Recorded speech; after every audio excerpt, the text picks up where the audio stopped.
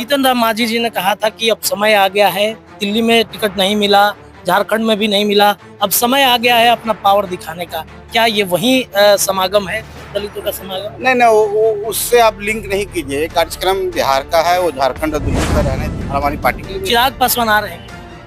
देखिए, उनका खबर हम लोग दिया है, अभी कोई जानकारी नहीं मिली। जैसे मिलेगी, मंत्रालय है, सीमित है, 42 मंत्रालय हैं, 21 मंत्रालय भारतीय जनता पार्टी जदयू को मिला। हम लोग बीजेपी फोल्ड में हैं, तो निश्चित तौर पर जब नए मंत्री बने हैं तो वो मंत्रालय की संख्या सीमित है, उन्हीं में से जाना है। नमस्कार, द बिहार टॉप देख रहे हैं आप। देखिए, बिहार के राजनीति में अलग अलग जातियों के नेता अपना एक समागम बुला रहे हैं। अभी हाल ही में राजधानी पटना में कुर्मी एकता रैली बुलाई गई थी और अब देखिए राजधानी पटना के ऐतिहासिक गांधी मैदान में जीतन राम मांझी की पार्टी हिंदुस्तानी अवाम मोर्चा की तरफ से दलित समागम बुलाया गया है और जिसकी तैयारी चल रही है। देखिए, मंच के पीछे हम खड़े हैं और संतोष सुमन भी यहाँ पर आकर निरीक्षण कर रहे हैं। उनसे हमारी एक्सक्लूसिव बातचीत हुई है पूरे बिहार के राजनीति पैटर्न को लेकर, मंत्रिमंडल विस्तार को लेकर। आइए संतोष सुमन से बातचीत जो हमारा हुआ है वो आपको भी सुनाते हैं। दलित समागम आपने बुलाया है, एक शक्ति प्रदर्शन इसे माना जाए? देखिए, शक्ति प्रदर्शन नहीं है, एकजुटता का परिचय है, जागरूकता का परिचय है। और गरीब जब एक साथ आते हैं, गरीब की संख्या बिहार में सबसे ज़्यादा है, तो जब गरीब एक होंगे तो निश्चित तौर पर उनमें जागरूकता आएगी, एकजुटता आएगी और वो एकजुटता उनको आगे ले जाएगा। राजनीतिक भागीदारी उनकी बढ़ेगी। जब राजनीतिक भागीदारी बढ़ेगी तो उनका विकास होगा तो राज्य भी विकसित करेगा, देश भी विकसित करेगा।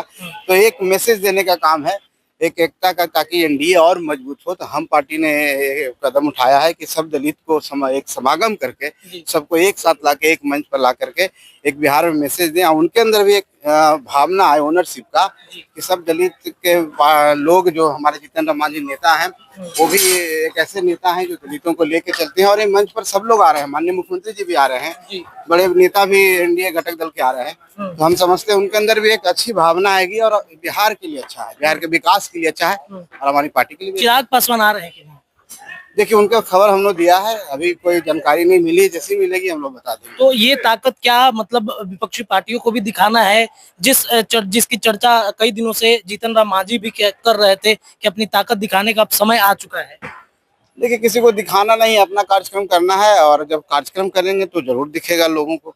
अभी अभी हाल ही में पटना में कुर्मी एकता रैली भी यहाँ पर हुआ है, तो उसके बाद अब दलितों का समागम, क्या जातीय गोलबंदी करने की कोशिश लगातार एनडीए गठबंधन? नहीं, ऐसे देखिए, हर समाज के हर नेता होते हैं, अपने तरीके से राजनीति करते हैं, सम्मेलन भी उसका एक पार्ट है। निश्चित तौर पर एक कार्यक्रम होता है तो राजनीतिक फायदे तो होते ही हैं। तो जब हम मेहनत कर रहे हैं तो राजनीतिक फायदा भी होगा और वो फायदा से एनडीए को भी फायदा होगा, एनडीए मजबूत होगा, राज्य विकसित होगा। जीतन राम मांझी जी ने कहा था कि अब समय आ गया है, दिल्ली में टिकट नहीं मिला, झारखंड में भी नहीं मिला, अब समय आ गया है अपना पावर दिखाने का। क्या ये वही समागम है, दलितों का समागम? नहीं, नहीं, वो उससे आप लिंक नहीं कीजिए। कार्यक्रम बिहार का है, वो झारखंड और दिल्ली पर रहने दीजिए। बिहार में हम बहुत दिन से काम कर रहे हैं, बिहार में हम मजबूत हैं और बिहार में निश्चित तौर पर जब दलित की अच्छी खासी संख्या है, 20% से ज़्यादा लोग दलित हैं और गरीब को जोड़ दीजिए तो करीब करीब 70% लोग हैं, तो सबका एक समागम है। और दलित जब एक साथ आएंगे तो अपनी ताकत को देखेंगे और उनको भी समझ में आएगा कि मेरी भी पार्टी है और हमको हमारे नेता हैं, हमारे नेता में वो क्षमता है, वो ताकत है कि और आगे बढ़ सकते हैं। तो वो भी बड़ी मुस्तैदी से हम लोग का साथ देंगे। जब हम मजबूत होंगे, हम पार्टी मजबूत होगा तो एनडीए भी मजबूत होगा, एनडीए के सारे घटक दल भी मजबूत होंगे। और हम समझते हैं बिहार में एक स्वस्थ सुथरी सरकार जो चल रही है और मजबूती से सरकार आगे बढ़ेगी, 25 में और मजबूत होंगे और मजबूत होकर के हम पूरे बिहार ही नहीं पूरे देश में एक मैसेज। कितना सीट इस बार हिंदुस्तानी अवाम मोर्चा की तरफ से मांगा जाएगा एनडीए गठबंधन? देखिए, ये कोई मंच नहीं है मांगने का और इस तरह कार्यक्रम से कोई डिमांड नहीं रखी जाती है। लेकिन हिंदुस्तानी अवाम मोर्चा सेकुलर एक सेंसिटिव पार्टनर है एनडीए का और अपनी मर्यादाओं को जानता है, अपनी क्षमताओं को जानता है और उस क्षमता मर्यादा के साथ हम सबको सम्मानजनक सीट मिलेगा।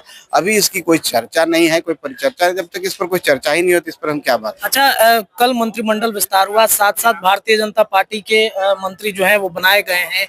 आपका एक जो है वो मंत्री पद कम कर दिया गया है, बाकी लोगों में डिस्ट्रीब्यूट किया जा रहा है, इसको आप कैसे देखते हैं? देखिए, जो मंत्रालय है सीमित है, 42 मंत्रालय हैं, 21 मंत्रालय भारतीय जनता पार्टी जदयू को मिला। हम लोग बीजेपी फोल्ड में हैं, तो निश्चित तौर पर जब नए मंत्री बने हैं तो मंत्रालय की संख्या सीमित है, उन्हीं में से जाना है।